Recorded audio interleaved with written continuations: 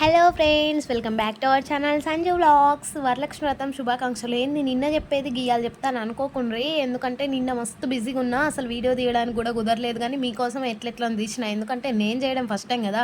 ఇంతకీ నా ముగ్గు ఎట్లుందో కామెంట్ చేయండి. ఇక మనం ప్రసాదం చేసేది గ్యాస్ మీదనే కాబట్టి గ్యాస్ని అయితే మంచి క్లీన్ చేసుకొని పసుపు కుంకుమలు పెట్టేసుకొని బియ్య పిండితోటైనా ముగ్గు అయితే వేసిన.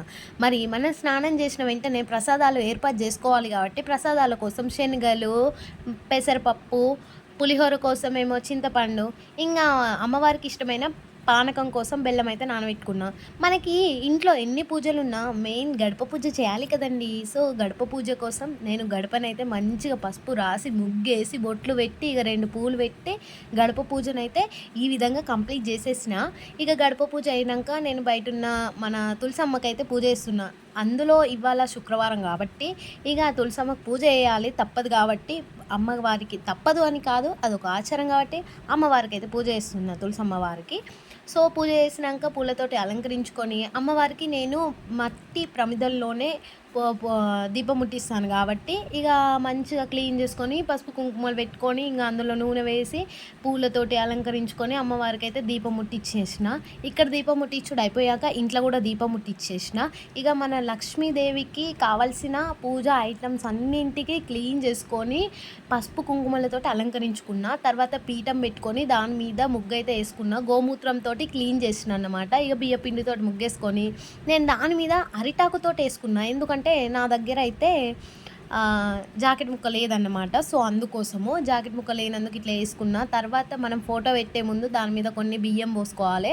బియ్యం పోసుకున్నాక ఫోటో పెట్టి ఫోటోని పూలతోటి అలంకరించుకొని నా దగ్గర ఉన్న ఒక జ్యువెలరీ వేసి దానిపైన ఒక వస్త్రం, దూది వస్త్రం వేసి పూలమాల ఉంటే పూలమాల వేసుకోవాలి. అటు ఇటు మనకి వినాయకుడు బొమ్మలు ఉండాలి. నా దగ్గర లేదు కాబట్టి పసుపు కొమ్ములను పెట్టుకొని అటు ఇటు మళ్ళీ పసుపు కుంకుమలని పెట్టుకొని తర్వాత దీపాలు ముట్టించి తర్వాత పసుపు వినాయకుడిని వేసిన. పసుపు వినాయకుడిని చేసినాక పసుపు వినాయకుడికి దీపం, ధూపం, నైవేద్యం అన్నీ ఇవ్వాలన్నమాట.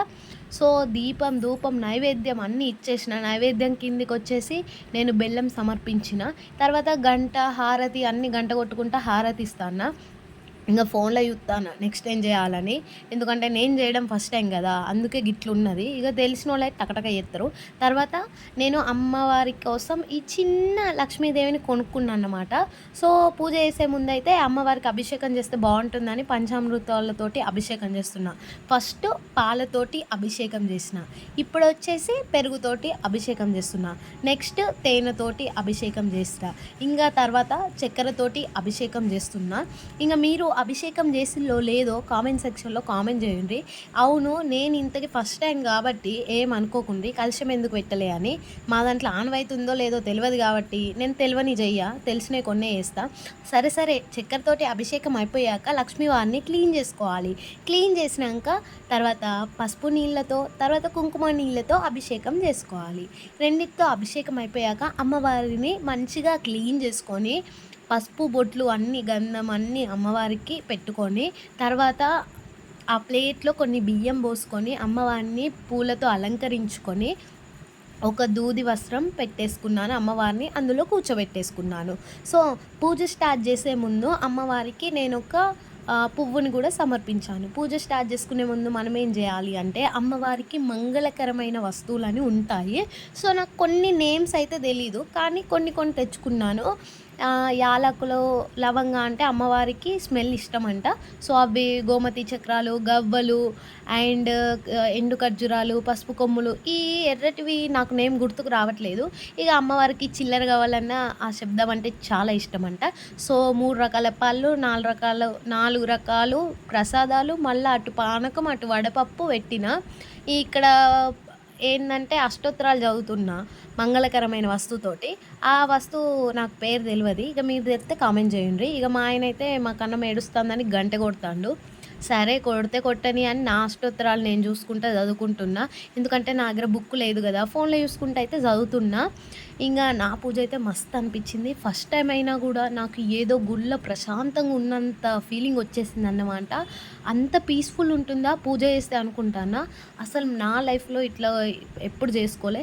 ఇక అమ్మవారికి వాయనం ఇవ్వాలి కాబట్టి ఒక చీర, ఒక రైక బట్ట, 2 తమలాకులు, 2 అట్టి పండ్లు, అందులో పసుపు కుంకుమలు, 2 వక్కలు, 2 అట్టి పండ్లు, దాంతోపాటు గాజులు, నేను కొన్న కొత్త జ్యువెలరీ అమ్మవారికి ఇస్తిరమ్మ వాయనం, పుచ్చుకుంటున్నమ్మ వాయనం అని 3 సార్లు అమ్మవారి తరపున మనమే అనాలి, మన తరపున మనమే అనాలి కాబట్టి ఇక పూజ అంతా అయిపోయినాక హారతి ఇచ్చేసిన. అమ్మవారికి హారతి ఇవ్వడం అయిపోయాక మంచిగా కొబ్బరికాయ కొట్టేసిన. ఇంకా కొబ్బరికాయ కొట్టేసినాక అమ్మవారికి అయితే మంచిగా మొక్కుకున్నా. ఏమని, అమ్మ నాకు తెలిసింది తెలియంది అన్నీ చేసిన, ఇక ఏదైనా తప్పులుంటే క్షమించు. ఇక నెక్స్ట్ ఇయర్ అయితే మంచిగా తెలుసుకొని అయితే పూజ చేస్తా. కానీ ఈ ఇయర్ అయితే సూపర్గా అంటే సూపర్ జరుపుకున్నమ్మా. ఇంకా నువ్వు బాగుండి నన్ను బాగుంచు, అందరినీ బాగుండాలి అని కోరుకుంటున్నా.